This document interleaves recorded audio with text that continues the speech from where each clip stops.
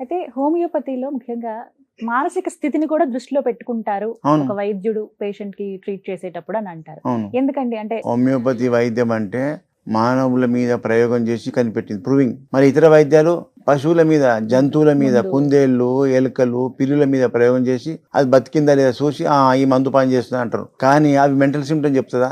వ్యాధి వచ్చినప్పుడు physical symptoms ఉంటాయి, మెంటల్ సిమ్టమ్స్ ఉంటాయి. అవి ఫిజికల్గా నాకు ఆకలి అయితే లేదు, నాకు నిద్ర వస్తలేదు, నాకు తింపుతుంది, వట్టిగో ఉంది అని చెప్తాయా? చెప్పలేదు. జంతువులు చెప్పలేవు. కాబట్టి వాటి మీద చేసినటువంటి ప్రూవింగ్ అది కరెక్ట్ కాదు. అందుకే మా హోమియోపతి వైద్యంలో వైద్యుడు అంటాడు మొత్తం మెంటల్ మానసిక యొక్క లక్షణాలు. భయం అవుతుంది సార్, నేను బయటకు పోతే భయం అవుతుంది, ఇలాంటివన్నీ మానసిక లక్షణాలు. ఈ సిమ్టమ్ చెప్పినప్పుడు మీరు ఏ గ్రూప్కి చెందిన వాళ్ళనే మాకు తెలిసిపోతుంది.